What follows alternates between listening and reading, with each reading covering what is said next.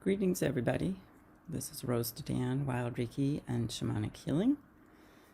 And I am a Reiki Master Teacher, Peruvian Shamanic Practitioner, and healer for animals and animal communicator. I'm also a teacher and an author. So I thought that for today, I would tell you all a story. And it was a few years ago, and I was co-teaching a workshop with Joan Ranquet at Posado Safe Haven, which is an animal rescue and sanctuary here in Washington State. And it was a very dreary, rainy day.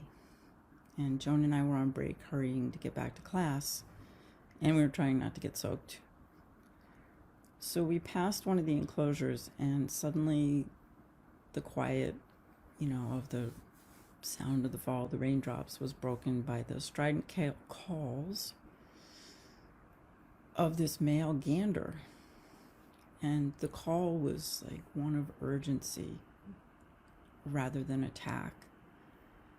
But he was running towards us as fast as he could go. And there was a female goose that was following behind him, but she was only following. All the emotion was coming from the gander. And I, checked his body language, because my knowledge of geese extends to respect for their fiercely protective and territorial natures.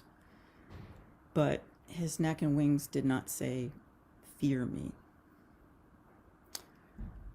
So I stopped walking, and he came to the fence and was looking directly at me. And he was continuing to call, urgently honking. I could feel that he strongly wanted me to understand what he was trying to say, but he was so agitated that I couldn't get a clear read on what or why. So I crouched down to his level in an attempt to connect more closely and not tower over him. And he was so desperate to get to me that he was using his webbed feet to try to climb the wire fence, something that goose feet were never intended to do. One thing came through clearly. He was asking for healing work. Unfortunately, at the moment we were pressed for time, so I promised him that I would return later that day and work with him. When I returned, I received the same desperate greeting. So settling down, I offered him some shamanic clearing work, which he eagerly responded to. There was a lot of heavy energy, something old. I still was not getting the story behind all of the emotion, but with the help of my allies, it was easier to track and release the energy. The gander had quieted down by now, but his chest was still pressed to the wire. He was still trying to get as close as possible. So I asked if he would like some Reiki, and he agreed. Not knowing his history, I also sent some Reiki back to the point of origin of what he needed help with. And by the time we finished up, his original urgent cries had shifted to sounds of contentment and finally silence. He was relaxed and at peace. So I sought out someone who might know his history, and I was told that he had been seized during a raid on a meth lab. They had been using him as a guard goose. All I know about meth labs is that the chemicals are toxic and dangerous, and the people who operate them carry a lot of heavy toxic energy themselves. So I asked the person if the gander and his mate had names so that I could, refer to them by their names. And I learned that the rescuers called them Crystal and Meth after where they had come from. Meth was the male. I returned to the gander and his mate, who was now calm enough to have a conversation. And he told me that every time someone called him by the name, it triggered all the toxic energy of the environment that he had been living in. And he wanted to move forward. It was holding him back. I talk about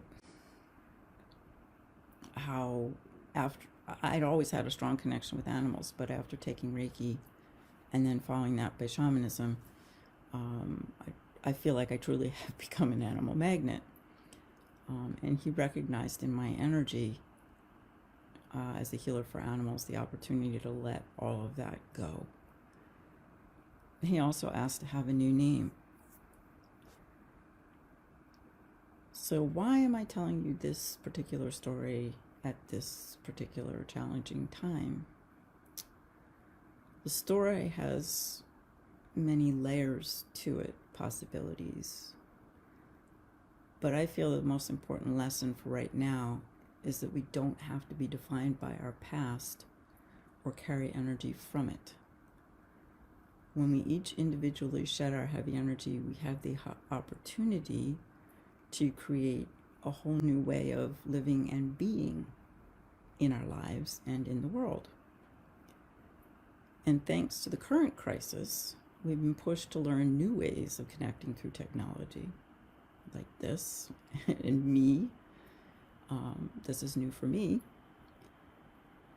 And of valuing our fellow human beings more now that we've been deprived of contact. And also, I think the opportunity to see just how good so many people are as they rise to the occasion, the challenge, our heroes. Worldwide, we're out of balance in our relationship to the natural world. In many ways, we have created a toxic environment, and that imbalance has brought the world we have created to a screeching halt. And funny thing, the overall health of the world is improving while we rest at home. So we have an opportunity while we rest to let go of our toxic ways. And when we emerge, we can do so with greater awareness of the need to be with nature and all our relations rather than dominating and ignoring them or turning them to toxic uses. As to the gander and his mate, at their request, they were renamed Romeo and Juliet, which I'm a lover of Shakespeare. I know how it ends, so I prefer to put my emphasis on the fact of just the whole love story part. And Romeo and his mate seemed happy with those names. They were adopted, and last I heard they were living happily ever after in the country. So I'd like to just say that for those of you who might not have joined, the journey when I first started this, there's a Facebook Live video number 1 and number 2 that offer tips, steps that you can take on how to clear the heavy energy that is being brought up on a daily basis by everything that's going on in our world, but also our own personal histories that's being triggered. It's bringing up and out all of our insecurities, the things we're afraid of, the things that we feel most threatened by. And with step 1 and step 2 of those videos, we can clear with the help of our allies. In this case, it's the plant people and the stone people. And then we have the opportunity to be able to open up and listen to the rest of all our relations, the animals, the birds, and so on. So that's my little I guess you could call it a homily for the day, the story. So I'm keeping it short today, folks, believe it or not. First one. I hope you have a fabulous time. I look forward to maybe hearing your stories at some point. Take care, everybody.